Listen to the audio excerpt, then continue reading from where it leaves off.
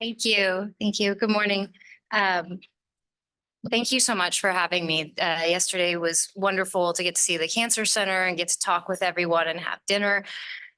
We actually had a bit of conversation related to what I want to talk about today, which is how we've managed to turn cancer into more of a chronic disease with some of our effective therapies, and how that's impacting the care we give as surgeons. All of us are starting to see these patients in other walks of life. And so you may see patients, we talked about examples of vascular patients who had diseases that ordinarily you would consider them not to be surgical candidates, but now they're living decades with their cancer as just part of their history and the effects of some of these therapies that we give. And so I do have one disclosure, which I will be talking about lifileucel, which I've been a consulting speaker for. And so overall, I do, want to spend the first half talking about what are some of the new breakthroughs in an era of breakthroughs in cancer therapy. And that is cell therapies for solid tumors. It's officially here. It's going to be around for a while. Like many innovations, there are early adopters and there are naysayers. And so we'll talk a little bit about that. But it's been a really exciting program to work on. And it's really changing philosophically how we approach surgery in some of these advanced patients. I can think of a case just last weekend that I was consulted on, and I had to use the phrase with an emergency surgeon that carcinomatosis didn't have to be a contraindication to a lap chole, which, there's a lot of education to go into what these therapies mean and how they work and who they're for. And then I'm not actually going to talk a whole lot about what my lab does, but I will talk about it in the context of how we study cancer. As an early investigator, one of the really disheartening barriers to entry is the absolute cost of cancer research, particularly in biomarker discovery. Annually, it's an $89 billion global industry. And part in which is that these assays, to be competitive, are so expensive. An example is our new spatial biology technology in NanoString that's been very splashy over the last few years.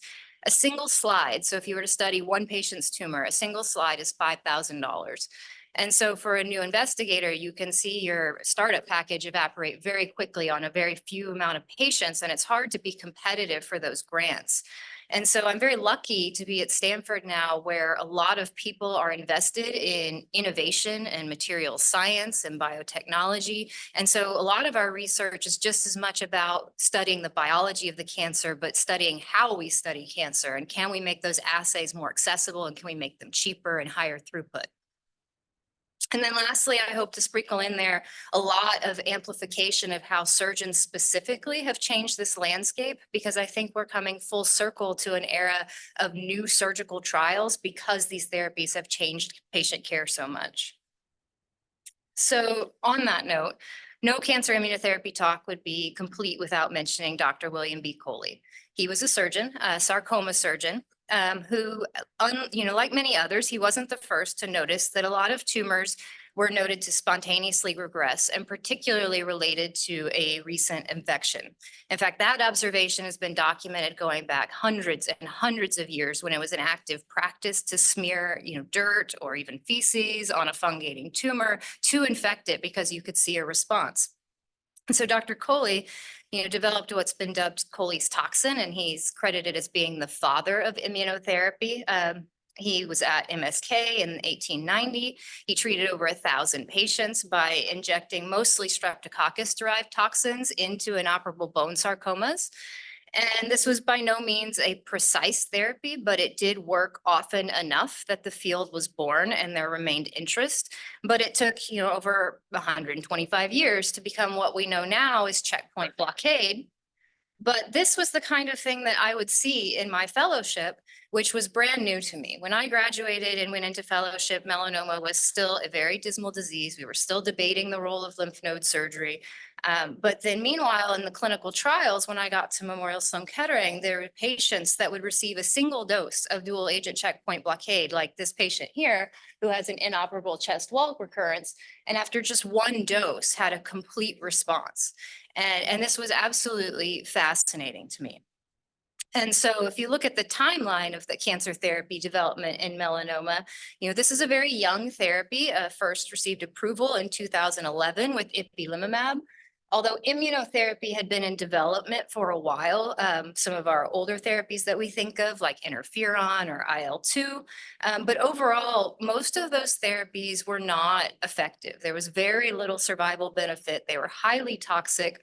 And more importantly, melanoma was a very strange disease in that it just didn't respond to chemotherapy. And in the same time period, we're seeing incredible advancements in colon cancer and breast cancer, but the needle just wasn't moving in melanoma, such that survival was still under 6 to 7 months for a stage 4 patient.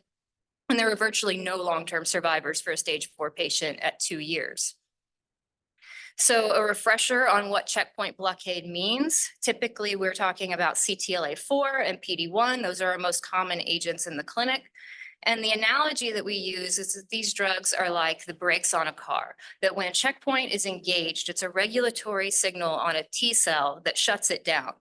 And when you enter a checkpoint antibody, that unlocks that mechanism so that the T cell can resume tumor cell killing. But this is only a small part of the picture. That cartoon grossly oversimplifies what's happening in the tumor microenvironment, not the least of which is that there are many, many more checkpoints, such as on the right side of the slide. The LAG-3 inhibitors have entered the clinic officially and have become first-line therapy in combination for PD-1 for some patients. And then soon to follow is going to be TIGIT, and that there are a number of other checkpoints under active research, and that this has really exploded the field of indications such that we use immunotherapy in many more diseases than just skin cancer, and there are newer and newer class agents coming out all the time. But most of what we know about them comes from melanoma. And so this is to revisit that very, very poor survival curve, with survival prior to checkpoint therapy being roughly around 6 months. And then there's our 2-year endpoint where we have virtually no survivors left. Moving into checkpoint therapy, first with ipilimumab, we see that needle move quite a bit, even better with single agent PD-1, which is our most standard therapy in the clinic, and then combination seeing the greatest effect at about half of patients have a significant overall response. And then there's our 2-year mark moved significantly out now. And so what's really, really interesting about these curves is how static they become, because not just are patients responding, but when they respond, it's durable. And for the first time, we were allowed to use that forbidden word in a cancer clinic, cure, that these patients are effectively cured. But what this graph fails to really amplify is what happens to the other half. Those patients, unfortunately, still have a curve that looks like the one on the left. The survival after the failure of a checkpoint blockade is very, very poor. And there are specific scenarios that are of particular concern. I think it's really underappreciated how often melanoma patients have brain metastases, for example. If you were to perform what we call a warm autopsy, where some programs perform autopsy on all cancer patients in order to harvest tissue and understand the mechanisms of their cancer, why some people recurred, some people didn't, they find that 90% of melanoma patients have brain metastases, and we have absolutely no understanding why some matter and some don't. But unfortunately, clinically speaking, for those patients, if they don't respond to ipilimumab and nivolumab, their survival is less than 6 weeks. So there's still a huge unmet need for these patients. And then in the second line setting, we have almost nothing that works. PD-1 is really it. And we can throw other combinations at it, like the LAG-3 or the ipilimumab, but the rate of success is pretty poor. We still can get some response from targeted agents, but it's not durable at all. The effect is about maybe 11 months or so, and then these patients rapidly decline when that therapy fails. What's also missing from that graph is how toxic these drugs are. They get a bit of a pass because they aren't as obviously toxic in the real time the way chemotherapy is. It's typically around the 4th dose that patients see significant side effects. And we also are able to give them to elderly patients because their immune systems are less robust, so they have less toxicity. And so we have lots of 90-year-olds walking around on checkpoint blockade with absolutely no problem. But the majority of patients have significant side effects. That's 50 to 60% of patients have grade 3 and 4 adverse events, which is higher than the efficacy rate that I just showed you. And a lot of these are even permanent, particularly the endocrinopathies, permanent hypothyroidism, permanent adrenal failure, permanent new onset diabetes. And then one of the scarier situations we would see in fellowship, which is hypophysitis. So there's lots of work to be done in immunotherapy. And it's not just how do we make that efficacy rate better? It's more of an issue of how do we determine who's appropriate for therapy. It's a real challenge in the clinic to have really no guidelines and biomarkers that help us stratify patients for treatment. And a patient walks in the door and we have absolutely no metric to say, I think you're going to be someone who does well or you're not. And within that, we don't know who the ones that are going to have side effects are. We have learned a little bit about that they are typically one and the same. And so that's the best reassurance we can try to offer patients is that if you are experiencing adverse effects, it's usually a sign of your tumor dying. But we aren't able to even predict that. Who's going to have lung consequences? Who's going to have colitis? And these problems can be very difficult to manage. And then what's next? So if immunotherapy with checkpoint blockade is failing us, what is the next big thing that's going to be helpful in this field? And so those are the two things I want to focus on for the talk, are cell therapies and then intratumoral approaches, which can deliver the same kinds of immunotherapy directly to the tumor, but without some of the systemic side effects. So when we talk about cancer immunotherapy, we stratify it from that's tumor specific to that's non-specific, such as checkpoint blockade. That's one of the reasons we see these side effects with checkpoint blockade is they activate the entire immune system, not just the anti-tumor immune system. So you get autoimmune-like side effects. And then we split it up into things that are actively targeted to the patient, like constructing a personalized vaccine, versus something that's passive immunity, which is where cell therapies falls in. And so when we talk about cell therapy for melanoma, we're largely talking about TIL therapy, tumor infiltrating lymphocytes. And so that's a process by which we harvest the patient's tumor and we expand it ex vivo until we create an infusion product that then goes back into the patient that's targeted against their tumor. And this therapy, it's by no means new, and we'll talk about that, but it's continued to stay a target of interest because when it works, it's quite profound. This is a matter of days that we see a complete response. And for context, this is a patient who failed multiple other lines of therapies. This has only been available so far until the last few years in more of the third, fourth, fifth line setting. Many of the faculty here have spent time at the NIH and are familiar with these procurements. But it was slow to develop into the clinical space, but this part where it still works in our patients failing checkpoint has remained important. And so a lot of people are more familiar with the type of cell therapy that we call CAR T cells. And so just to explain the difference, those are engineered T cells that are specified towards specific antigens. And those have been successful for quite some time in liquid cancers that have singular antigens that are highly effective. This has been explored in melanoma with certain antigens like MART1 for melanoma or NY-ESO. But while there was some impact of those studies, the overall melanoma is just far too heterogeneous of a disease. And that's both interpatient variability and intra-patient variability, such that you need far, far more antigens in order to comprehensively cover a tumor. And so, fun fact about, the Moderna COVID vaccine is that actually developed out of technology that was first explored 30 years ago in melanoma for a melanoma-specific vaccine.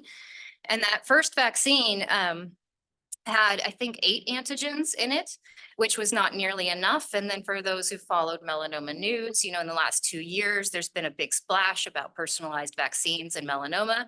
And the most latest iteration takes the patient's own tumor and cultures out specific antigens from that tumor, picking the top 33 hits, and then engineers it back into a personalized vaccine. And so that's contrasted to TILs, which has become less specific over time, such that now we culture out the entire tumor so that you preserve an extremely rich TCR repertoire that can target even very small present antigens and covers a lot more ground than just those 8 to 33 antigens. And so again, surgeon-led innovation. This is Dr. Steve Rosenberg of the surgical branch of the NCI. And so he is credited for the bulk of development of this therapy, going back to 1988, first trial in TILs. And so this data was really, really provocative if you think about what was happening in melanoma care at the time and not having very many effective therapies. To see an overall response rate of 55% in melanoma was incredible and warranted many, many follow-up studies. The problem was that, number one, the therapy on the way to getting TILs is highly toxic. And what's missing from all of this response data is that this response data only captures patients who received their cell therapy product and had a response. What's not captured is that 78% of patients never got their product. Which as a clinician, that would be quite challenging to perform a surgery where 4 out of 5 times you don't achieve your goal. And so that required a lot of redesign on the protocols and to understand why there was such a loss in patients. And mainly it was a response kinetics issue. These patients are very, very sick. They've reached a trajectory in their disease where they're advancing very rapidly. And the protocol for expanding those TILs used to be more specific. They used to grow out a tumor and pick the antigens that were highest recognition, much like the vaccine, and then only grow those up into a product. And it took roughly 2 months at best. And those patients in 2 months, for those who aren't familiar with advanced melanoma, patients get very, very sick in that time. As I said, a brain metastases patient does not have 2 months to live. And so many of the patients just progressed from their disease in time that was so rapid that they couldn't receive the cell infusion back. But the fact remained that when it works, it's a cure. 1 out of 3 patients saw complete responses, and then that curve remained static. Now, if you look at this timeline, we're talking decades free of advanced melanoma. And so we've continued to talk about the role of this therapy in solid tumors, and it's undergone many, many more clinical studies, ultimately bringing us to where we are today, which is to ask the question of what's the relevance of this type of therapy if we can get it to a place where it's usable for patients. How does it compare to checkpoint blockade? Is it still relevant in a patient who's failed checkpoint blockade? And so this study was in the New England Journal in the end of 2022, and this was a huge splash in our field because it was the first time that TIL therapy was compared head-to-head to checkpoint therapy. Now, the design of the study has started a few years ago using CTLA-4 ipilimumab, whereas the field has universally switched to PD-1-based therapy. But that being said, the design was to randomize patients who had failed any first-line therapy. They could enroll for TIL therapy. And then compared to ipilimumab, the survival rates, the progression-free survival was doubled with TIL therapy. And then very importantly, there was a 20-7 complete response rates. So it's still more effective than ipilimumab. So the next question then became, in a phase 3 study, how does it compare in a patient that's already seen PD-1 therapy? And we're happy to report that it was still effective there. We're still seeing those same numbers, about 33% overall response rates, even in patients who have already seen first-line therapy. Those response rates remain durable with a significant improvement in overall survival. And so then the next question is, how does that stack up for toxicities? And so this is a complicated one to explain to patients, and that if you look at these rates, this here is just lab abnormalities, but 100% of patients with grade 3-4 lab abnormalities, which becomes really relevant to surgeons when you look at what some of these are, like profound thrombocytopenia and neutropenia. And so this, to expect these things to happen in your fresh post-op patient is something that definitely raises concern. But even clinically speaking, symptomatically, 30 to 40% of patients still have grade 3, 4 side effects with this therapy. And that typically looks like an ICU admission with flu-like symptoms. And a lot of that is almost entirely related to the high dose IL-2 that patients get to expand their T cells in vivo, but also the lymphodepletion they undergo beforehand. And I'll talk more about that process. But one important difference here is that it's a one-time therapy. A TIL therapy is one shot, and if it works, it works. You can re-challenge with TILs. It's certainly been done. It still has efficacy in that setting, but it's just rare that a successful TILs patient re-presents with their cancers. And that's compared to the checkpoint therapies, which is an ongoing problem and a chronicity and an often permanent side effect profile. So some patients are still quite wary when they see these rates, but with some explanation, it's typically still palatable compared to checkpoint therapy. And so now we have something that definitely works in the second line for these patients. And the next question that's already starting at MD Anderson, they've enrolled a few patients, is how does it even work in the first line then? And the early data is suggesting it works even better, maybe a 55% response rate, which is just really exciting as a person in this field, that a person could walk in the door with a previously horrible disease and half of the patients could walk out cured. And so where are we now? Well, as of last month, the TIL therapy got FDA approval, February 16th, Friday afternoon. The approval came down the pipeline, and then this is my team the following Tuesday morning, harvesting tumors, and we were really excited. We had quite a wait list, but we've gotten a lot of questions about our speed to adopting this, and it was a work in progress actually for the last 11 months. And so there's a couple of things that I want to talk about specific to what to consider if you're considering a TIL program and what goes into managing these patients. There are about 20 centers, I think, now officially approved.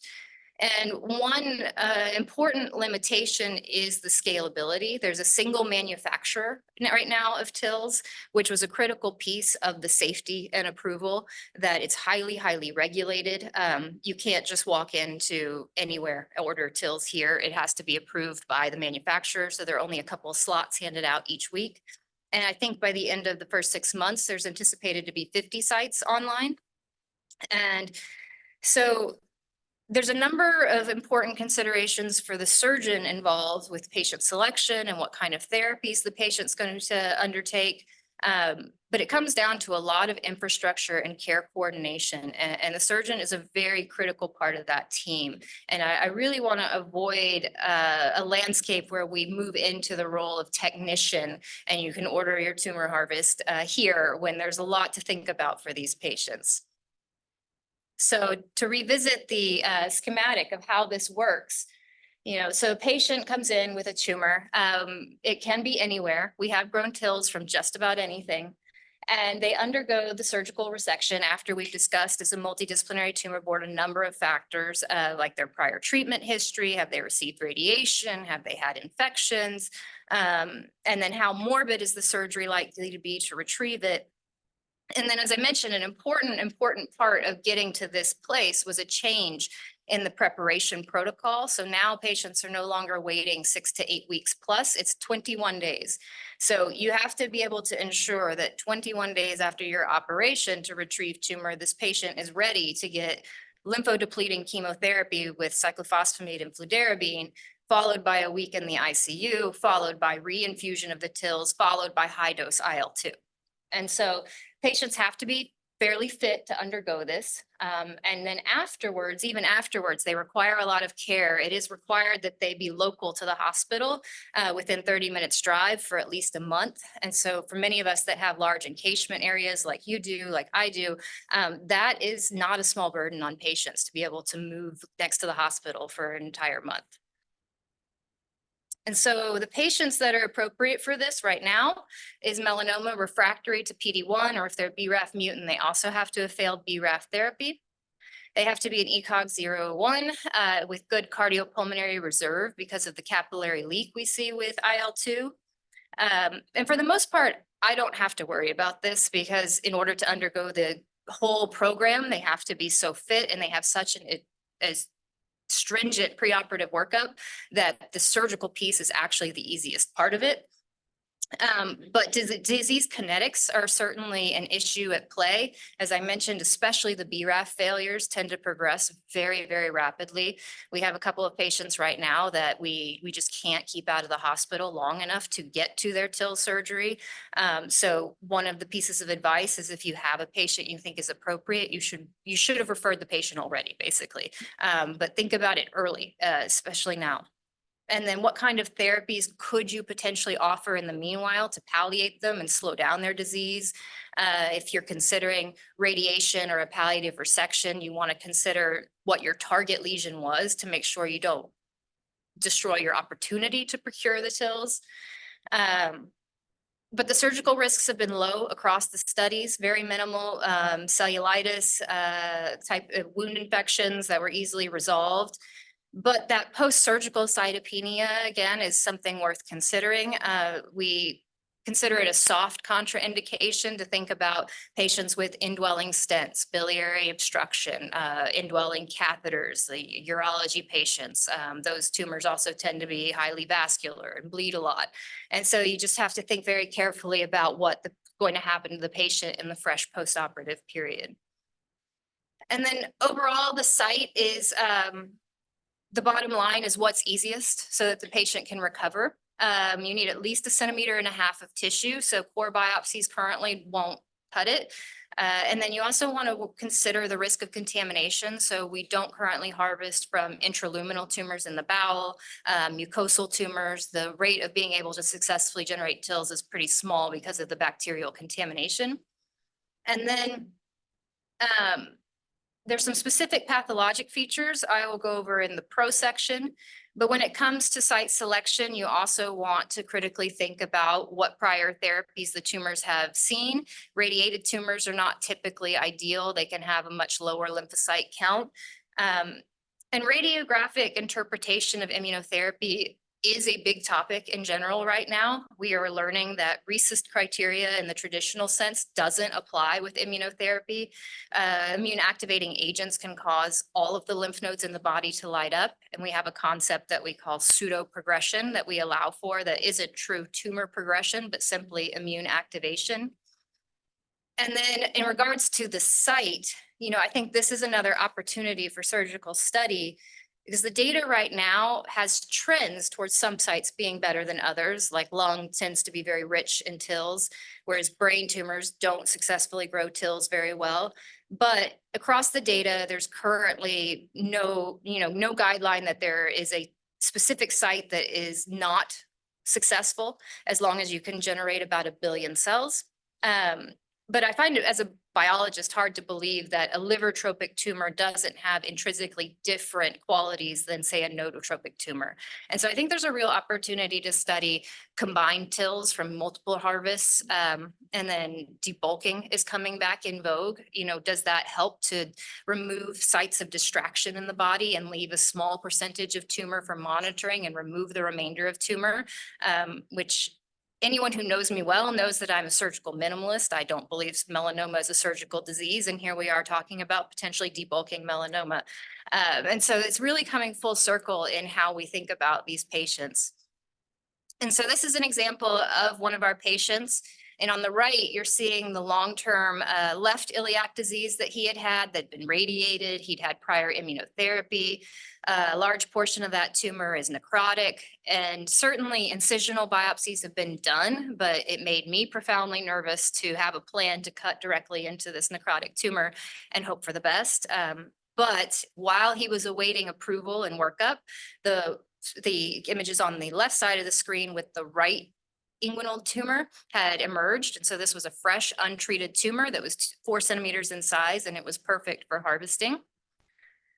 And so the last step of the procedure is the prosection, which is brand new for surgeons as far as a systems issue. There's no CPT code for this specifically yet. And so we're using pathology codes, and remains to be determined if payers are going to agree with that.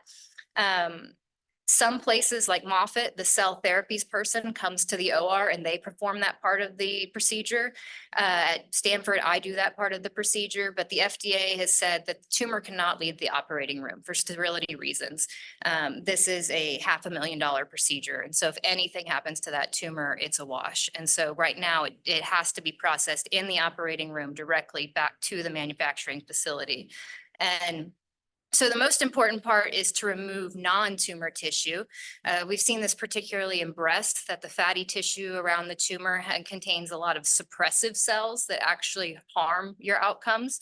So you want to reduce it down to just the tumor itself, mince it up into small pieces so that you have maximum exposure to the growth medias. It goes directly back into the media. And like I said, that gets sealed in what I've essentially dubbed the nuclear football. It's an incredible amount of security around this silver refrigerator that comes into the operating room and gets signed out and passed off and double checked, and can't leave anyone's sight. And it gets back on the plane back to Philadelphia. And then for necrotic tumors, there's plenty of viable tumor that can be gained from something like this, but you definitely want to remove anything that's frankly dead. There's a lot of noise and basically immune cellular trash there that can harm your production. And then this is just the tip of the iceberg. This is just the beginning of an effective therapy. And there's so many ways we're looking at modifying these cell products. You know, case in point is some of the new trials that are coming out. There's competitor manufacturers coming down the pipeline doing things like deleting PD-1 off the TILs so that they no longer become exhausted. There's synthetic forms of IL-2 and IL-15 that don't have the off-target effects that we see in the clinic. And so there's many, many more iterations of TILs to come, but there's also many, many more applications. We've seen successes in pancreatic trials, in breast trials, glioblastoma trials. Probably the next to be approved will be ovarian cancer and lung cancer. But, you know, this is here and it's going to be around for a while. And it's something that a lot of patients are aware of. These are desperate patients that don't have much time. So they are calling and wanting to know if they're candidates. And so certainly we will see more and more requests for these types of procedures. And the procedures, you know, cover a lot of our disciplines. It covers lung, it covers HPB, neurosurgery, general surgery, surgical oncology. So it's definitely something to be aware about. And like I said, I do think there is a lot of opportunity to revisit the role of surgery with having a change in therapy like this, from debulking trials to the multi-tumor harvest trials, and just sort of changes how we think about surgery in patients who otherwise are completely inoperable with advanced disease and have progressed through many lines of therapy and are sicker than your average surgical patient. But it's here for now in the second line. It may move into the first line, and I think patients should be considered early. And then there's a lot to come, and you know, that will continue to push our surgical paradigm. And if anyone's interested in hearing a little bit more about TILs, we've recorded a series of podcasts at the SSO that are available. But that leads me to talk about another type of novel therapy, which is intratumoral therapy, which has been a passion of mine for several years. And so just to change directions with our remaining time, there's a lot of agents that are understudied. This field is also exploding. Most of these are oncolytic virus-based or cytokine-based, but these are all agents that you inject directly into the tumor to stimulate the innate immune system. And in some cases, that provokes enough of an in situ vaccination effect that you get systemic responses as well. But even though these have been in development and FDA approved since 2015, these are the only two in the clinic right now. This is TVEC, an oncolytic virus, and then IL-2 injected. And so just an example of what that can look like for a patient. This is a patient with unresectable in-transit disease in the arm who received high-dose IL-2 injections and topical imiquimod for several weeks.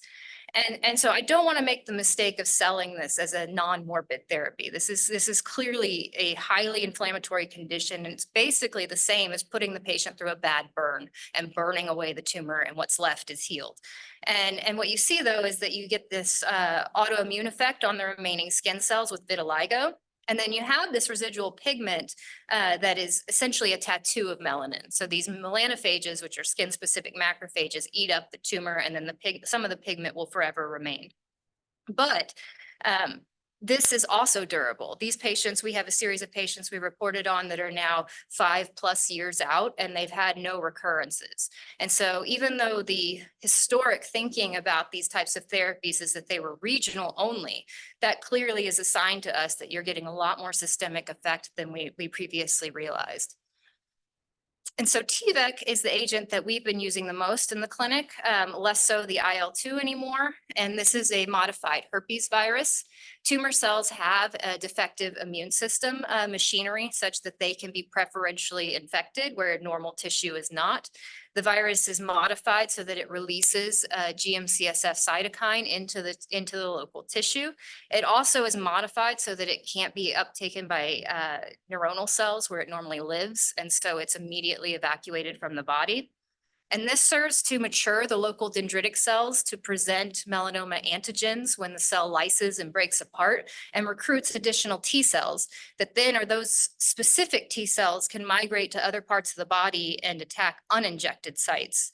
And this is an example of what we call that bystander effect or abscopal effect, a patient that had a large unresectable neck lesion, as well as lung metastases. And so the neck lesion was the only part injected for about 12 weeks. And over that time course, the lung lesions were also seen to regress. And so it's very, very effective in anything you can inject. If you can inject it, you can kill it. And so it's about a 65% complete response rate for injected tumors. But the uninjected response rate is where we have work to do. We certainly see a better effect in skin and nodal tumors that aren't injected, less so in visceral tumors. But that bottom green here, that's still 10% of patients with liver and lung metastases that are cured by a local injection. And so most of the focus in the field is trying to understand what causes that bystander effect and how can we manipulate that more. And one of my ideas was to apply this in the neoadjuvant setting before surgery, because unlike chemotherapy, where we think more about debulking tumor to minimize the disease burden and therefore minimize the need for the chemotherapy load, in immunotherapy, you want more antigen in place. The more antigen and tumor in place, the more chance for recognition, the more chance for TCR repertoire diversity, and definitely more effective. And that has officially been practice changing in the last year or so, that we have switched with stage 3 disease to almost universally approach it neoadjuvantly. And so my question was, could we do the same with these injectables? And there are other investigators interested in that topic as well. Because not only may it be more effective, but it gives us a chance to understand that response, to get tissue before and after and take it back to the lab as a translational scientist and really dissect why it worked in some patients and why it didn't in others. And so this is just an example of a patient treated that way, unresectable nodal disease in the right axilla, received multiple rounds of injections and had a complete response. We still recommend surgery afterwards because we have to confirm, like I said, histology does not always match radiology. And so you have to be able to investigate the tissue and confirm that there's zero viable tissue remaining. So there's still a role for surgery for these patients. But when I said I'm a de-escalation person, I started down this road with the idea that by the time I end my career, we will eliminate these surgeries altogether, that we can simply inject and be done. We'll see. And so a lot of my lab work that, like I said, is focused on that biomarker identification, because certainly if there are patients who respond to this and don't, and there are patients who respond to checkpoint and don't, the next question is, are they the same, or can we define a profile of a patient more appropriate for one or the other? And so we designed a trial in stage 2 melanoma, so resectable stage 2, high-risk melanoma. Currently, this patient population is very controversial for checkpoint blockade, and most of these patients only get observation. And so we proposed that TVEC, with a very low side effect profile, we could inject the tumor before wide local excision and sentinel lymph node biopsy, which not only potentially would generate immune response, but it's also going to give us a chance to harvest those downstream nodes, which hadn't really been done before in the field. And, I proposed, being a macrophage biologist, I really wanted to understand if the pre-existing myeloid population was somehow suppressing the immune system's response to the tumor. And then is that changed in the setting of viral stimulation, which is going to dramatically stimulate your local innate cells? And then, like I said, could we define differences between the checkpoints and the oncolytic viruses? And then also understanding that these are very heterogeneous tumors, is there a diversity spatially throughout the tumor so that the same tumor could have a response and a non-response that is responsible then for relapse? And so we treated patients for 6 weeks prior to surgery. They underwent standard surgery, and we collected a number of translational endpoints along the way with serum and tissue collection. And this is an example of a treated patient who was a complete responder. And again, this pigment that's left behind is not tumor. These are melanophages depositing melanin in the skin. And so overall, sadly, our trial was badly hurt by COVID. We opened in late 2020. It was a real challenge to get buy-in from patients to have to come to the medical center 6 times when they could just have a one-time surgery. And meanwhile, the field has shifted so rapidly that by the time we hit early 2022, there were newer agents in the market, and our company just didn't want to spend any more on this research. But as we're developing version 2.0 with those new agents, we found a number of signals that we thought were really critical to follow up on. First of all, it was safe. There were no complications. There were no surgical issues. Every patient completed surgery as planned. But the most important endpoint to focus on was that evidence of bystander effect. Did we impact what was happening in the downstream node? And for this, the best comparison we could make was our Australia calculator that we use in the clinic to predict a patient's expected lymph node positivity rate. So these were high-risk patients, as you can see, up to 50 to 60% expected positivity in some patients. And overall, amongst our cohort, we only had 1 positive node. And there was maybe some evidence of regression, which is a difficult thing to classify in a node, but possibly some had evidence of response. It has to be expanded in clearly a much larger cohort. But we did want to look at what that was doing on the biology of the tissue for those responders versus the non-responders. And traditionally, people mostly look at T cell infiltrate and PD-L1 expression, with this thinking that because it's a virus, you must be stimulating T cell activation. And we found that to not necessarily be the case, that when you looked before and after, there was no clear pattern of T cell changes for responders and non-responders, either in the local tumor or the lymph node. And equally, there was no clear pattern of change in PD-L1 expression, which to me explains part of why this failed in the phase 3 clinical trial of combination TVEC plus checkpoint therapy, is that these patients are just too different. You can't put them all in the same box. But on the question of macrophages, the answer is we don't know. I hypothesized that having immunosuppressive macrophages in the environment was going to impact your viral response. But the truth is it's bidirectional. It's possible that by minimizing the viral replication, you're going to get more tumor effect, or you're hurting yourself on the front end by not having enough viral replication. And this really has just not been defined with oncolytic virus. And so that was the next thing we did, was categorize the macrophage infiltrate. And this is where we found some interesting correlations, that when we look at M1, or our inflammatory, our tumor killing type macrophages, our responder patients had a much heavier presence of M1-like macrophages, and those expanded to a greater degree after therapy, versus, our patient 4 non-responder metastatic patient had basically no response either with T cells or with macrophages, and had a very, very heavy immunosuppressive profile. And so we think this warrants, continued definition of this biology. But the last thing I kind of want to talk about here is that assay building that I was mentioning, because one of the things that we have shown over and over again in the field is that protein expression doesn't help us figure out which patient is which. And what I mean by that, it's PD-L1, we use PD-1 inhibitors in the clinic. And PD-L1 scoring is our usual scoring to look at a patient before giving therapy. And that number means absolutely nothing. We order it for every single patient, and even a score of 0 can see a response. And so we really don't understand why that is, how a patient with a score of 0 can still respond to the same drug. And so my partners and I have worked on an assay that, instead of just measuring expression, it measures functional engagement. by delivering fluorophores that can communicate with each other at a very small scale. This version of the FRET assay, which is a resonance energy transfer, does about 1 to 10 nanometer engagement and interaction between receptor ligand complexes, but we've now been able to go subcellular and look at nuclear signaling. And so this allows us to understand that just because that ligand or that receptor is there, is it actually working? Is it actually talking to its partner? And this has been looked at in a number of ligand interactions, mostly checkpoints, but we've now started looking at some other immune agents of interest, and this is where a lot of my basic science work is. And what we found is that this is a far more sensitive predictor of clinical outcome. The bottom graph is what you would see if you stratified patients by PD-L1 expression, high and low, and there's really no difference. As I mentioned, it doesn't really help us in the clinic.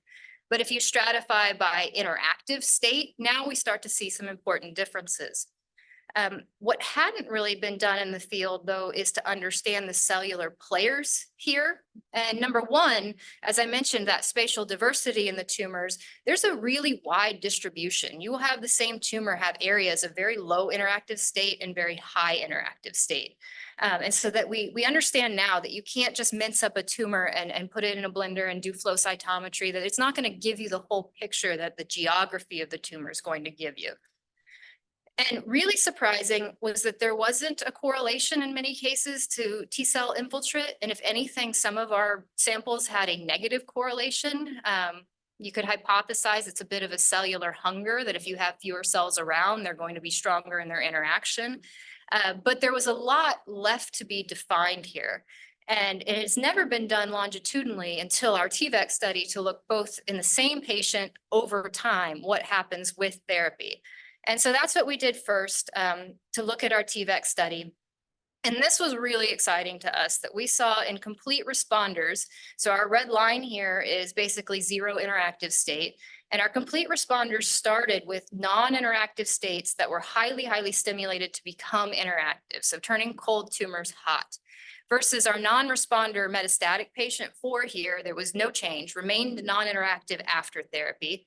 And then really, really shocking was these patients that actually had a decrease in interactive state, because it does beg the question moving forward, what can we garner from patients that have already been treated? Because it raises the potential that there's a harm with this agent.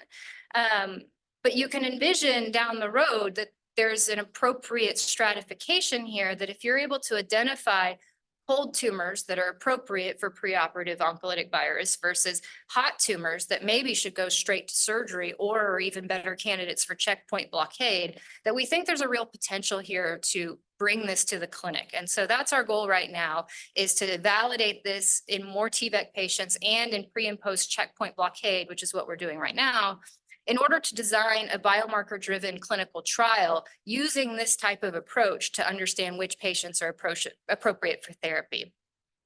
And then the other important biology that we uncovered from this is an example of what those interactive states look like under the microscope, is that if you think about these responder patients, this is the first time we've captured interactive state in the complete absence of tumor. There's no tumor left on these. And so, as I mentioned, that cartoon was completely oversimplified. What we know is that checkpoints don't only live on T cells or tumor cells. The antigen presenting cells, like the macrophages, are a heavy, heavy source of these same checkpoint ligands and receptors. And it's possible that those cells are where the toxicity is coming from, that you are activating non-tumor engagement across those axes. And so the next stages of our project are to define all the cellular players. And so we do that with spatial biology. This is a Lunaphore image where we can multiplex 40 different analytes and completely define the spatial geography of the whole tumor.